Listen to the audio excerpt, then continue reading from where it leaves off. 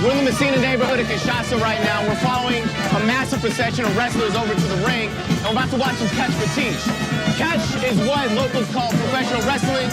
Fetiche is basically what we would call voodoo. So it's pretty much professional wrestling with voodoo attacks. Here in the DRC, if you're gonna watch sports on TV or sports period, you're gonna watch one of two things, soccer or catch Fetiche. And right now, catch Fetiche is what's blowing up.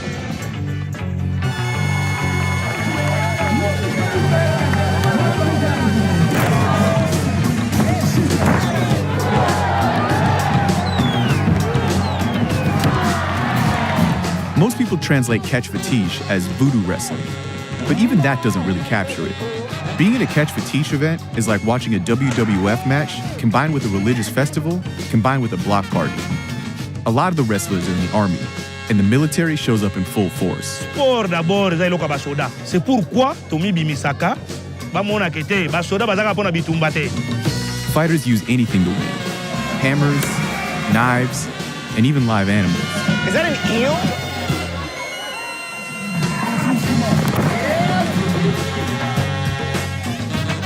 I have no idea what's happening right now. My man put smoke on tip. Let the chicken on fire. Holy fucking shit. Whoa! Okay, I did not see that happening. Wow. What? Yo, that chicken is still alive. Okay, that is not a joke. That was not supposed to happen. Wow.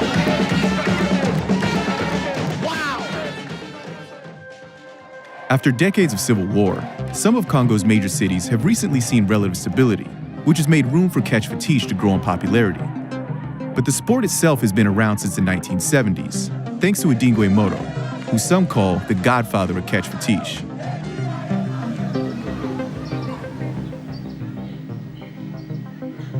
Style sipelekana makasi la catch américain. Comme baninga bakiti nena mona na télévision ngai pena zo sala yo. Il kasalo kwa nzambe nanga. Basipelaka pona jenae ndinga ganga likola ring. Alors ba grimace na donc ezo bank adversaire. Ya ngai pena sipelana na grimace na dinga ke makasi. So you saw that and did you think, okay, I want to be like this guy, I want to be like Hulk? Oui. Sona ndaki likola elikite na catch na RDC ngomba tate. When did you start bringing in the Fetiche into your catch style? Mobutu yemuta entraîner ngai na makama Fetiche. Le président Mobutu alobaki recours à l'authenticité. Oyo sana bokoko na ye a relaxa yango na miso abati. Ndesika na yango jwa Fetiche na kochana kata catch. Pona batu nyonso bamona siko bokasi ya mboka na biso. Embracing Fetiche and traditional ancestor worship was one of the effects of the early reign of President Mobutu, who made an official government policy of rejecting colonial Western influence and returning to what he called the country's authentic culture. That official policy was mostly abandoned as Mobutu's government became more and more corrupt. But the attachment to Fetiche and its use in wrestling never went away. Catch Fetiche matches happen mostly in the streets of major cities like Kinshasa, but there are also bigger events held in arenas, and the profile of the sport is rising, partly thanks to people like Pinda Frank. He's a professional wrestler, but he mostly focuses on promoting the sport both inside and outside the Congo.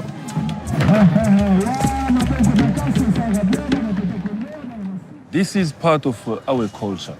It used to be the way of life. When the Western came with colonization, they bring religion. So they make everybody forget about the culture. And now it's time for people, they are free, they are going back, they call it retour à l'authenticité. So back to the roots. But for Congo's powerful religious authorities, this is not a return to Congolese roots or an opportunity to improve the country. It's blasphemy.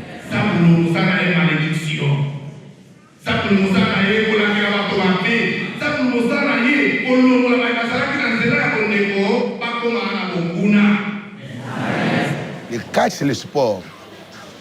La Bible n'est pas contre le sport. Mais lorsqu'ils vont mélanger la fête avec le catch, ça devient un péché. Faire le catch sans le fétiche. Et Dieu sera loué. Parce que la magie vient du diable.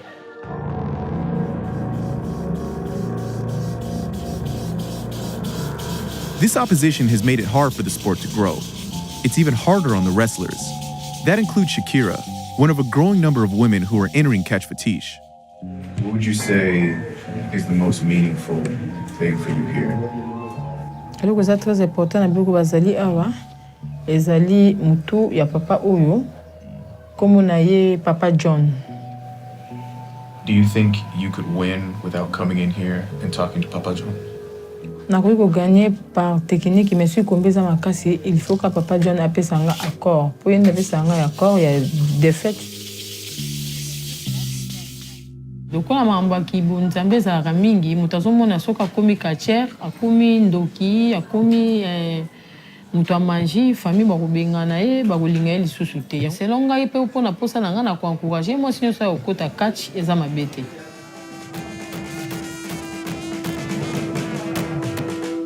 When you step into the ring, what are you feeling? What's happening in your head? Ntango na mata na ring namoni lokola na na kati ya zamba moko boye na nga moko onje nakutani na lion moko boye fo lion na bomanga. Do you prefer fighting against women or men? Na nikabeta mibali nazaka na kanda ya mibali makasi na bomwana na ngai mibali bajulaka nga. sepelaka lere nazobunda na beti ye nasaleli bokoko na kati ye na pasoli ye.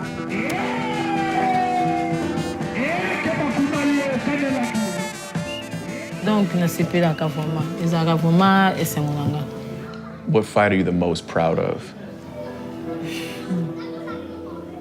Komba esalaka nga bien soki nakanisi ezali komba na ngai contre liyebo kachere moko aza militaire ya aza soda mpona beta ye mabe na pasola ye donc nakaso nakanisi komba na esalaka nga plaisir.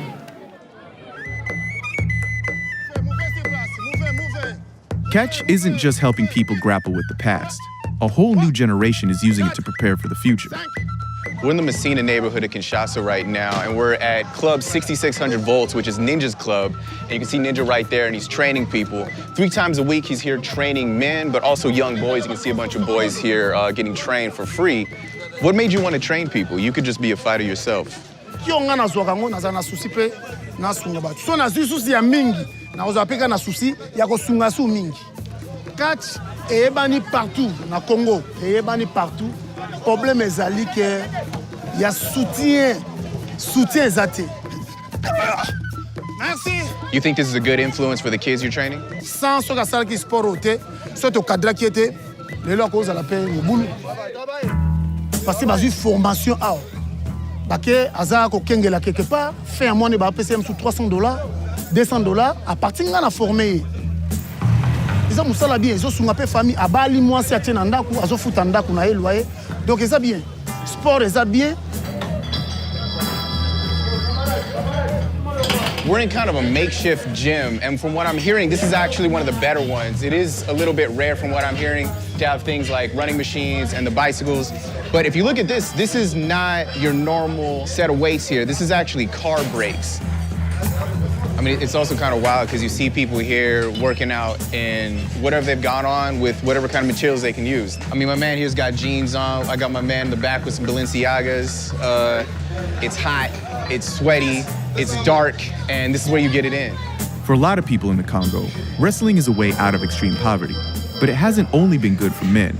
Along with Shakira, a rising class of women wrestlers are becoming empowered through the sport. For them, it provides a source of income and respect. Why is it that you want to do catch instead of something else? Tanga netinga na D6 na sisa commercial mais possibilité exacte ba parents baza vraiment na position te à partir ya sport peut-être au copie ko zoape entre ni tout ça na tout catch en dehors catch au moins pe damba sunyo ki pe psika osungi pe famille. Do you think it's more difficult for a young woman to get involved in catch than it is for guys?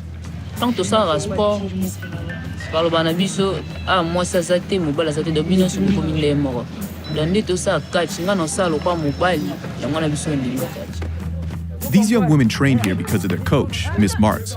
Miss Martz was one of the first female wrestlers to come on the scene in the DRC. She's won multiple championship titles. And now, she also coaches other women who want to follow in her footsteps. But the Congo is a difficult place to be a woman. Aside from the years of conflict, there are alarming rates of rape and violence against women, and one of the widest gender gaps in the world. Bon, tokena bino wana kosomba dole hein. Kosala kati échanger vie na nga na makambo ebele. Donc eze loro moko boye na koma ko préférer na nga na liaka na kati, na lataka na kati, nyonso eza na kati. Donc vie na nga mobimba na tracer yango na kati. Simba mwana. Eza facilité moi si moko donc basi oyo ba préférer ko sala kati. Na kena rentrellement na vanda na ndaku te.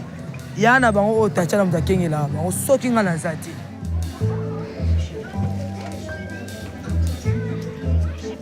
Bino bolia.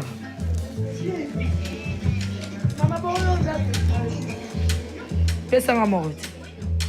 Donc eza facilité pour quartier abisa mbongo afuta ya mwana Minerval. Mais biso siko to sala yango. I believe in fetish. It promotes your culture.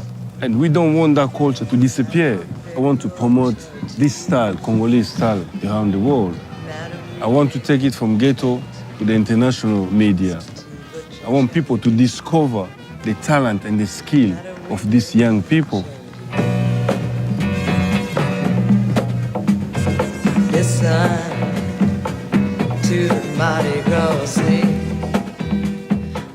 Liboso basi balinga be na kati te po wana bango eza bakisi eza boye mais banda ba mona biso ndenge to bundelaka na ndenge to salelaka basi mususu balanda biso na sika soki lelo bino oyo bo soutenir ngai pe lelo na komi mutu munene d'abord na sesa no ba sportif surtout ya basi akomi mutu lelo lokola Miss Mars.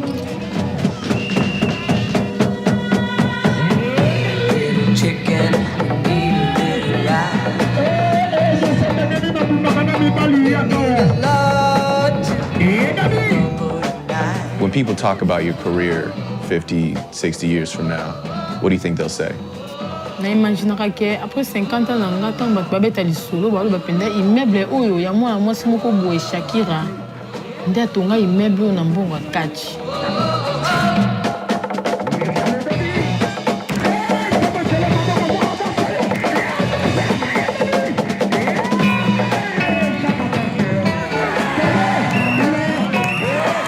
Tomonaki ba député ba cité bakoma tomonaki ba président ba cité bakoma donc biso basi pe tozana droit ko sala nyonso o mibali basalaka partout ba luka biso tozali.